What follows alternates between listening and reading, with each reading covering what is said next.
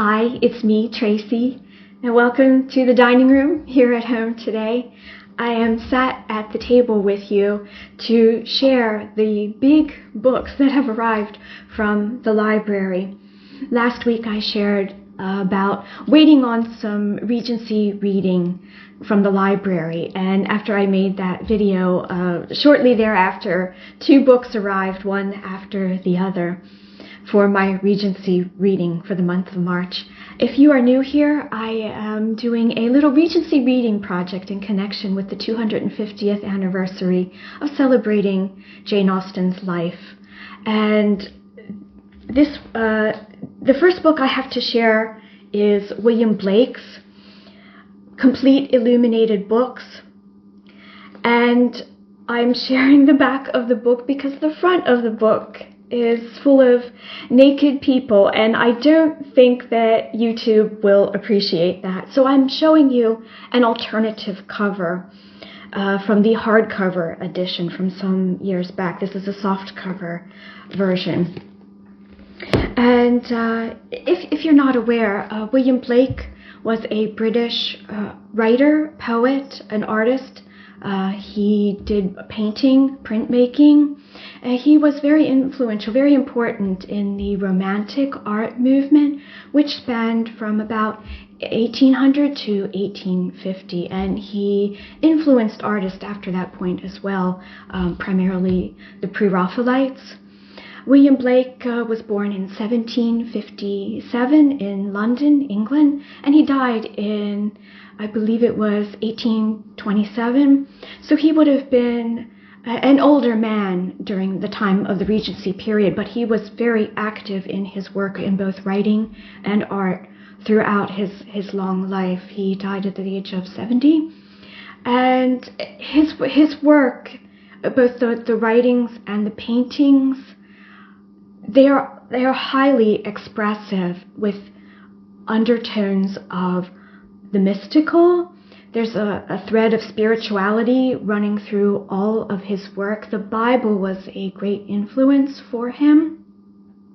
He was a very deeply spiritual man, but for his time he had rather radical views, and I would say that he found that strict obedience to moral codes from outside sources went against the spirit of life, and that all deities could be found in the human heart.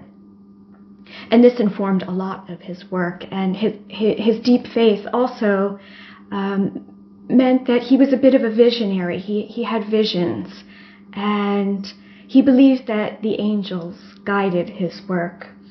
And let me just share a little bit from inside of the book. It is so beautiful. What we have here is, it's hard to share because it is a very large book, and it is a little bit difficult to share in this manner, but let's share one more.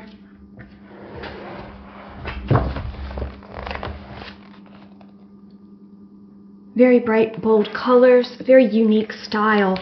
And the second book that I have to share is in conjunction with the illuminated books. This is the Complete Poetry and Prose of William Blake. There was probably a cover here at one time. The library probably gave it up a long time ago.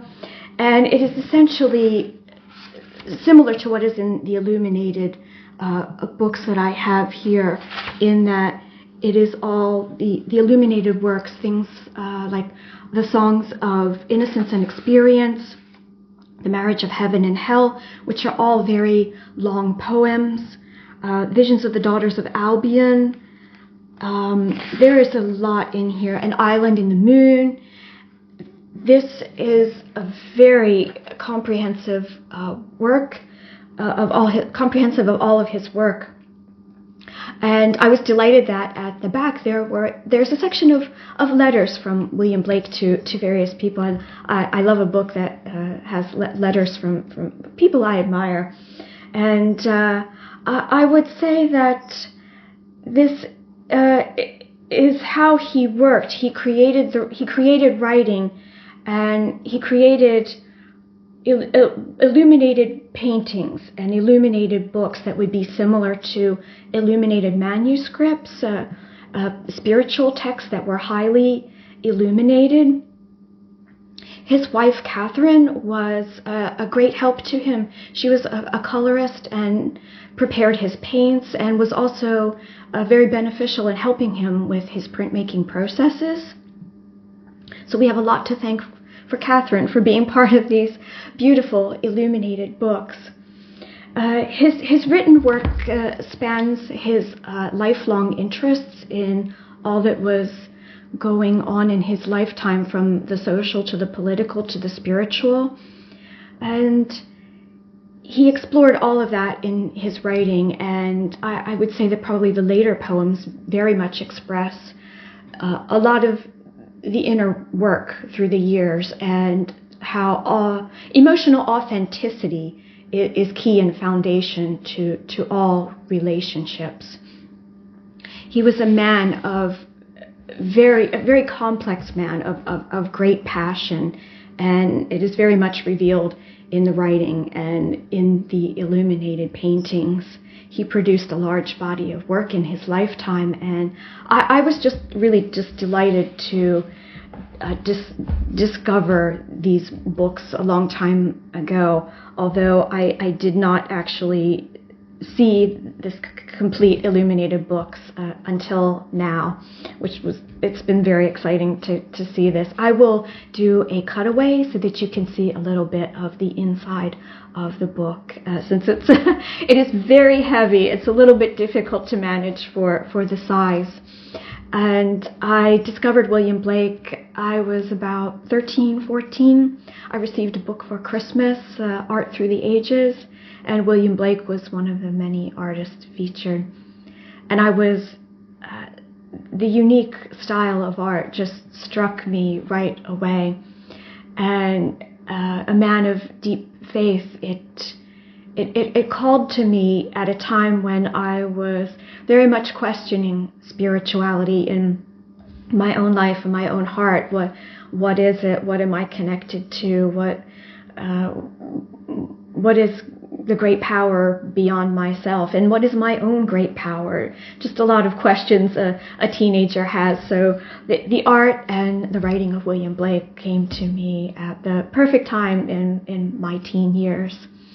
And I just was really excited to be able to share this with you today. And I do have some tea.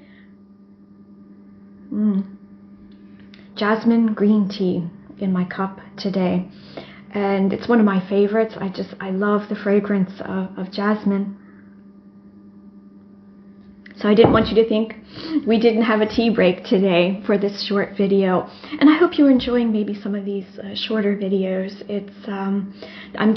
I'm playing around a little bit with the length of the videos, and just trying to find how to do this still that helps me to get to know you and you to know me.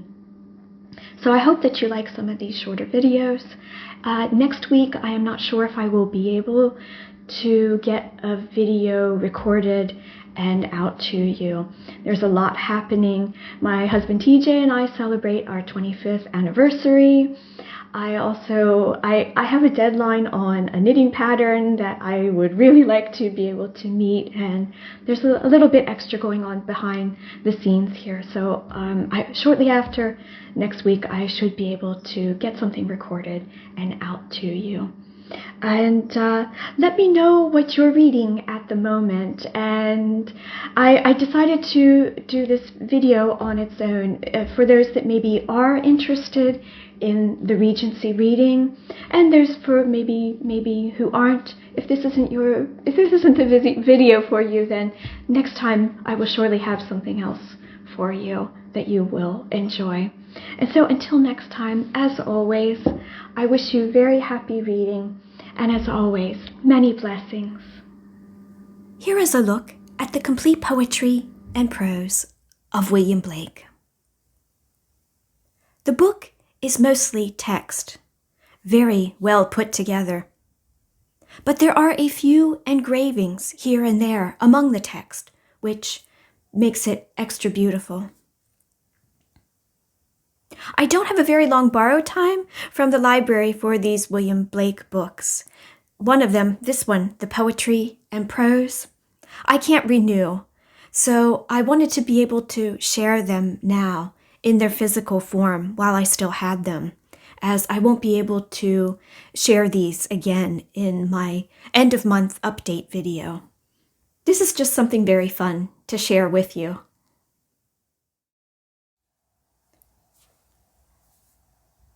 William Blake wrote, "In the universe there are things known and things unknown, and in between there are doors." I believe William Blake was here always seeking the doors of life, opening doors to explore all things in this, our human life. The Songs of Innocence and Experience celebrates the harmony and sweetness in life. The experience showcases more the profound moments, and read together offer a spectrum on life as a whole. The Book of Feel, which is a long poem, largely of unrhymed verse, is interpreted as Blake's response to his disillusionment with the religious sentiments of his era. In The Marriage of Heaven and Hell, Blake takes the inspiration from the Bible but gives it a twist, showcasing his revolutionary ideas once again. Visions of the Daughters of Albion is not an easy read. I advise caution, as the central theme is a woman's autonomy, her life, and her own sexual autonomy.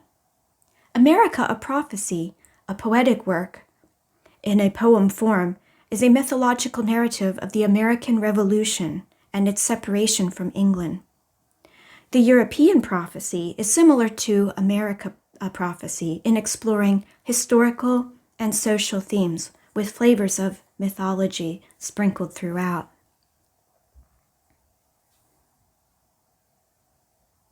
Some of the beautiful artwork.